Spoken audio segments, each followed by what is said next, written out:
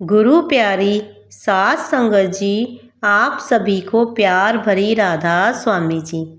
संगत जी, याद जो साखी हम आपको सुनाने जा रहे हैं, यह साखी आपको बताएगी कि हमें सत्संग क्यों जाना चाहिए और क्यों बाबा जी हमेशा हक हलाल की कमाई पर ही जोर देते हैं। संगत जी, यह साखी सत्संग के दौरान पाठी जी ने संगत को सुनाई थी। कृपया यह साखी पूरी अंत तक जरूर सुने जी। संगत जी, एक बार एक ब्राह्मण अपनी यात्रा के दौरान एक नगर से गुजर रहे थे। नगर में बड़े बड़े आलीशान घरों को देखकर ब्राह्मण भिक्षा मांगने के लिए घरों के दरवाजे पर गए। किसी ने भी उन्हें एक मुट्ठी अनाज तक नहीं दिया। आखिर दोपहर हो गई। ब्राह्मण बड़े दुखी हुए और इसी दुख के कारण उन्हें हल्का सा क्रोध भी आ गया। इतने बड़े नगर में मुझे खाने के लिए एक रोटी तक ना मिली। इतना बड़ा नगर है, इतने आलीशान महल हैं, लेकिन भिक्षा के नाम पर एक अन्न का दाना नहीं है। ब्राह्मण बड़बड़ाता जा रहा था कि इतने में एक सिद्ध संत की नज़र उस पर पड़ गई। उन्होंने ब्राह्मण की बड़बड़ाहट सुन ली और उन्होंने ब्राह्मण से कहा, ब्राह्मण, तुम मनुष्य से भिक्षा मांगो, पशु क्या जाने भिक्षा देना। अब यह सुनकर ब्राह्मण तो हैरान रह गया। वह संत से बोला कि हे महात्मा, आप यह क्या कह रहे हो?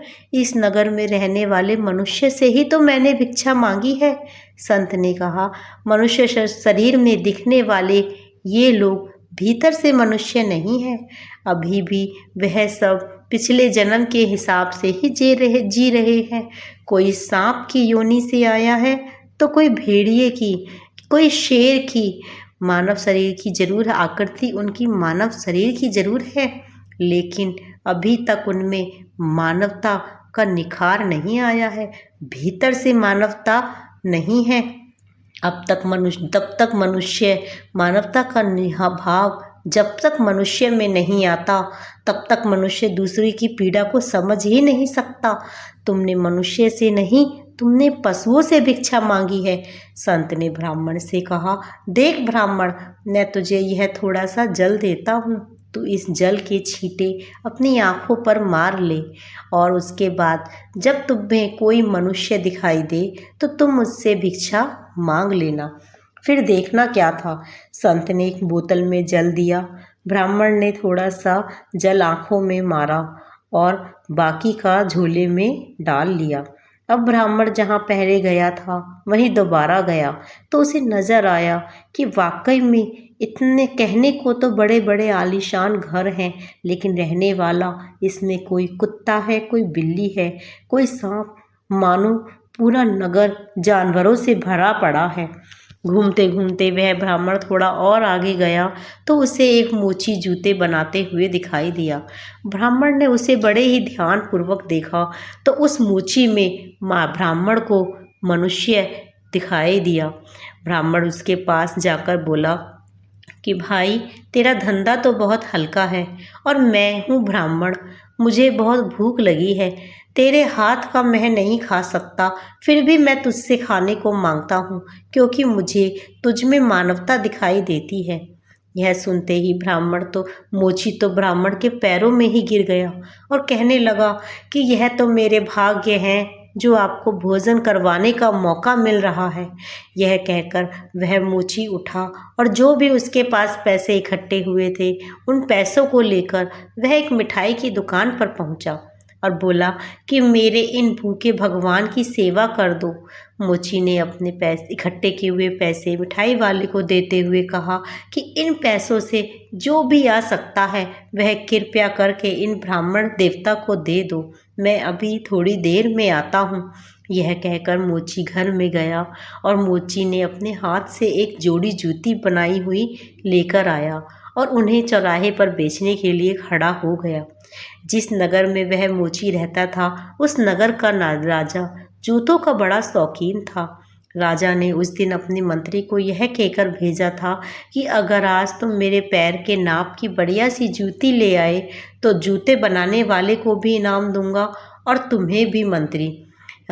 यह सुनकर मंत्री अपने सिपाही के साथ नगर में जूतों की खोज में ही बाजार में निकला था। वहाँ मंत्री की नज़र मोची के रूप में खड़े हुए उस असली मानव पर पड़ी, जिसकी आंखों में प्रेम उमड़ रहा था और प्रेम के भाव थे। मंत्री उसके पास गया और कहने लगा, यह जूते लेकर महल में चलो। मोची घबरा गया कि मुझसे कुछ गलती हुई है क्या। तो मंत्री ने कहा कि तुम्हारी यह जूती बड़ी प्यारी है, अगर यह राजा को पसंद आ गई तो वे तुझे इनाम देंगे। इसके बाद मंत्री जूते और मोची को लेकर राजा के पास गया। राजा को जूती बहुत पसंद आई। राजा ने जब वो जूते पहने तो ऐसा लगा कि मानो वह जूते राजा के नाम के ही बने हों। राजा ने कहा कि ऐसे सुंदर जूते तो मैंने पहली बार पहने हैं, यह किसने बनाए हैं? राजा का मंत्री बोला, हुजूर वह मोची बाहर ही खड़ा है। राजा ने कहा कि उसको अंदर बुलाओ। उसको देखकर राजा कहने लगा, वैसे तो जूतों की कीमत तुम्हारी 12 आने होती है, परंतु मुझे तुम्हारी जूते इतने पसंद आए, इसलिए मैं तुम्हें इनाम में एक सोने की अशर्फी देना चाहता हूँ। मोची कहने लगा कि राजन कृपया कुछ देर रुकिए, क्योंकि यह जूती मेरी नहीं है, यह जिसकी भी है, मैं उन्हें अभी लेकर आता। अब मोची जाकर ब्राह्मण को राजा के पास ले आया और राजा से बोला कि राजा साहब, यह जूती इनकी है। राजा को यह सुनकर बड़ी हैरानी हुई। राजा ने कहा, यह तो ब्राह्मण हैं, ये जूते इनके कैसे हो सकते हैं? अब राजा ने ब्राह्मण से पूछा तो ब्राह्मण ने कहा, महाराज मैं तो ब्राह्मण हूँ, मैं तो यात्रा करने निकला हूँ। राजा ने मोची से कहा कि जूते तो तुम बेच रहे थे। मोची ने कहा कि हे राजन, जब ये ब्राह्मण मेरे पास आए तो इन्हें भूख लगी थी। मेरे पास जितने पैसे इकट्ठे हुए थे उनसे जो खाने का सामान आ सकता था मैंने मिठाई वाले से ले लिया, और फिर मैंने सोचा कि जूते बेचकर जो भी पैसे मिलेंगे वह मैं इन ब्राह्मण देवता को दक्षिणा के रूप में दे दूंगा। इसलिए अब मैं इन ब्राह्मण देवता को अपने साथ लेकर आया हूँ। ना जाने किस जन्म में दान करने का संकल्प किया होगा और मेरे मन में थोड़ा सा लालच आ गया होगा, जिसके कारण मैं मुकर गया, तभी तो मुझे यह मोची का चोला मिला है। यदि अब फिर भी मैं मुकर जाऊं तो ना जाने अगले जन्म में मेरी कैसी दुर्गति होगी। क्या ना जाने मुझे अगला जन्म मिले जाए और कैसा मुझे कितनी दुर्गति के साथ मुझे जीना पड़े। तो इसलिए हे राजन, यह रुपए मेरे नहीं हैं। मेरे मन में अचानक से आया कि जूते के पैसे मैं ब्राह्मण को दे दूं। आपने 12 आने के जूते के लिए सोने का सिक्का दे दिया, तो यह मैं कैसे रख सकता था? मैंने सोच लिया था कि जूते की जितनी भी कीमत आएगी वह मैं ब्राह्मण को देवता को दूंगा। राजा ने मोची से कहा कि भाई, तुम्हारी आर्थिक स्थिति अच्छी नहीं है, तुम इतने कमज़ोर हो हैं, तुम्हारे घर में खाने की दिक्कत है, फिर भी तुम्हारे मन में लालच नहीं जागी, तुम्हारे अंदर की मानवता सोने का सिक्का देखकर भी नहीं पिघली। कौन सिखाता है तुम्हें यह सब? और इस ब्राह्मण से तुम्हारा परिचय कैसे हुआ? तो मोची ने कहा कि हे राजन, मैं अपने गुरु के सत्संग को हमेशा सुना करता हूँ। मेरे गुरु ने मुझे हमेशा सत्संग में केवल एक ही बात समझाई है कि जब भी तुम्हें कोई दर्द में दिखे, कोई कष्ट में दिखे, तो उसकी मदद ज़रूर कर दो और कभी भी बेईमानी की कमाई मत खाना, हमेशा हक हलाल की कमाई लेना। यह सुनकर राजा हैरान था और सोचने लगा कि कितने महान हैं इसके गुरु। फिर ब्राह्मण से पूछा कि इतने बड़े नगर में तुमने इस गरीब मोची से ही क्यों भिक्षा मांगी? तो ब्राह्मण ने कहा कि महाराज, मैंने तो इस नगर में बड़े बड़े आलीशान घरों के दरवाज़ों पर जाकर भिक्षा मांगी, परंतु किसी ने एक अन्न का दाना तक नहीं दिया। फिर मुझे एक संत मिले, उन्होंने मुझे जल दिया और कहा कि इसे जब मैं अपनी आँखों पर मारूंगा तो मुझे असली मानवता दिखाई देने लगेगी और जो मनुष्य दिखे उसी से ही भिक्षा मांगूं। तब जब मैंने आँखों पर वह जल मारा तो नगर में कोई मुझे कुत्ता घूमता नजर आया तो कोई जानवर, कोई सांप, पूरा नगर मानो जानवरों से भरा हुआ था। मुझे कहीं इंसान नजर नहीं आया, लेकिन मुझे इस मोची में मनुष्यता दिखाई दी, इसलिए मैंने इस मोची से भोजन मांगा। यह सुनकर राजा ने कहा, हमें भी दो वह जल, हम भी तो देखें कि कौन है, कौन कौन यहाँ क्या है। राजा ने जल की छींट अपनी आंखों पर मारी। इसके बाद राजा ने खुद अपने दरबार में देखा तो पूरा दरबार मानो जानवरों से भरा हुआ था। कोई गीदड़ था तो कोई भेड़िया। कोई राजा को बड़ी हैरानी हुई। राजा ने सोचा कि जब सारा दरबार पशुओं से भरा हुआ है तो मैं कौन हूँ। राजा ने अपना चेहरा शीशे में देखा तो देखकर हैरान रह गया। उसकी हैरानी की कोई अंत नहीं था।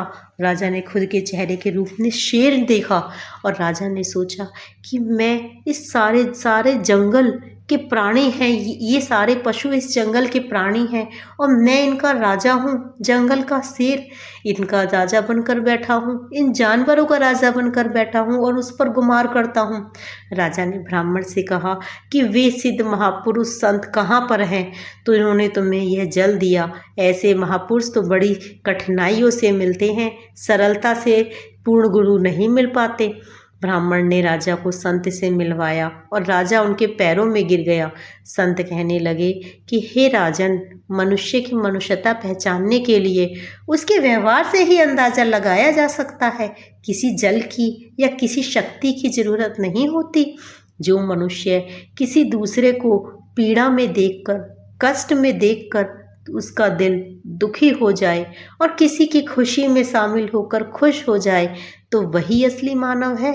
साथ संगत जी, इसीलिए हमें भी अपनी अंदर की जानवरता को मानवता में बदलनी चाहिए।